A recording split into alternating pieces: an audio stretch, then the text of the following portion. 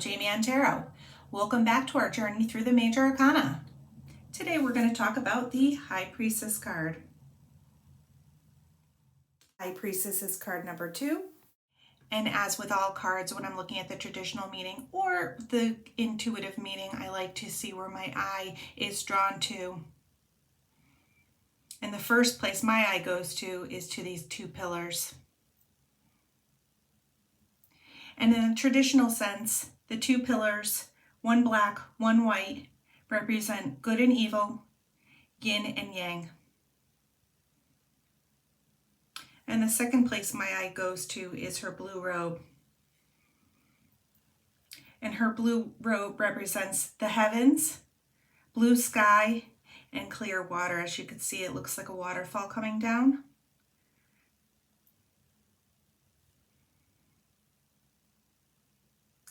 And then the moon at her feet. And this represents spirituality.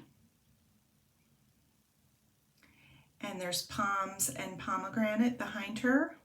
And this represents the fruitfulness of the spiritual life.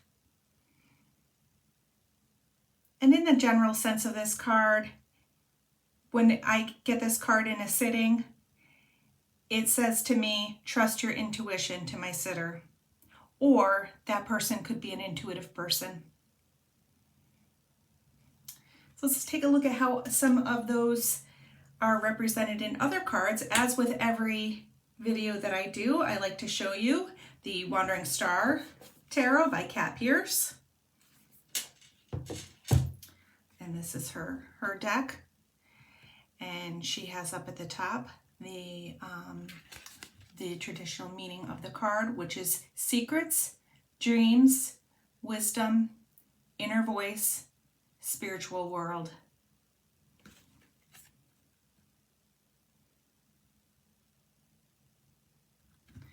And some of the other decks that I like to look at, I like to show you and how they're how those symbolization and the feeling of the card is represented is the Dark Mansion Tarot by Tarot Tech. And here's what the High Priestess looks like. And in this card you also see the blue. You see the pillars of good and evil. And in this one, she's an older woman, so it represents her wisdom and what she brings to this world and what she's brought from either the spiritual world or from her past lives or from this world. You can see the moon is reflected right here at the bottom at her feet. Also, in a lot of these is the book is in her lap, and that represents wisdom.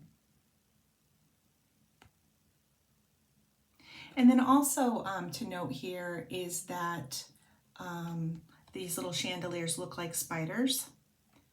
And in one of the other cards that I'll show you, it also has the spiders represented, which again is wisdom and it's craft and it's developing your craft to help either other people or help yourself. A lot of times it's help other people. But that's the Dark Mansion Tarot. The next deck that I love to show you is the Curious Creatures, and we're going to be looking at a couple of, this is Chris Ann, and we're going to be looking at a couple of her decks today. I really like her decks. They're very whimsical. This deck is very whimsical. I like the way that the cards are represented. They make me laugh, which I like when a deck has a sense of humor. And it's not all, especially when you're sometimes dealing with a heavier topic, it's good to have the lighter side, or if someone's nervous about getting their tarot cards read. I do find that sometimes when someone does have a deep issue that they want to talk about, I might go to a deck that gives me the feeling of a more serious nature, and I'll show you in one of these decks there's more serious serious nature cards. But on this one, it does also have on the front of the deck is represented with High Priestess, which is how, here's how the card looks. Here she has a lot of purple, which purple is the chakra, your third eye chakra and intuition. So that's where I go back to the intuition. She does have the moon, which again, receiving intuitive messages from another world or your higher self or your angels and spirit guides. And the pillars are represented with the feathers here, a little bit lighter, with the black and the white feathers. And in this particular card, she could be in deep thought. She could be in mourning because she does have a thin veil over her. So it depends on your sitter and what their concerns or what they're looking for more information on. That might show up in this particular card. And in this card, when it comes up to, because she's looking to her right, it makes me, you're looking into the future rather than in the past. So looking to what the future might bring, or getting insight to what that future brings. Okay. Another Christian deck. This is a Lightseers deck. It's very popular. It's very beautiful. I go to my other Christian as my go-to. This one is if I'm reading for someone who has like more of an emotional connection, they lead with their heart. This is very nice to read for that type of person. And the High Priestess shows up like this. Also on the front of the box is the High Priestess. And she is wearing the blue. She has her moon. And the black and the white does not show up here that I see. But she's receiving intuitive. This is more of an intuitive card than maybe a right or a wrong card, or a left or a right card.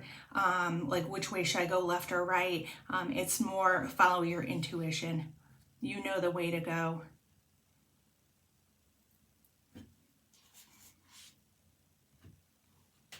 Okay, and to close out the Christian, the Muse Tarot. This tarot is very nice.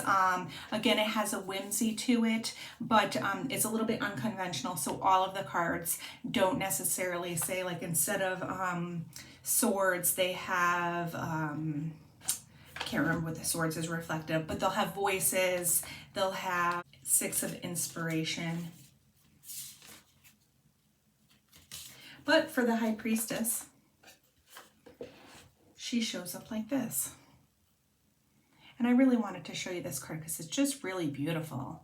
Here she has her hand out, so receiving messages through her hand and her third eye. This is like heart messages to me. She clearly has the moon right in front of her, and she has, like one of the other cards, she has the veil around her.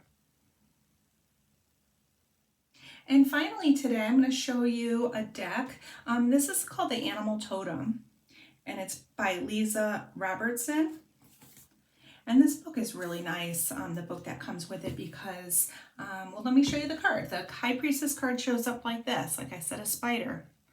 It has the blue, has the moon in the background, but this is about her craft and her building her spider for protection, for knowledge, for food, for all the things that she needs to survive in life. She is able to build herself.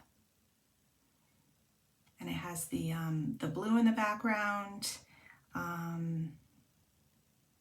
Again, no black or white, but I think you get the message of this one that she needs to, she has what she needs to survive. She has the skills she needs within her.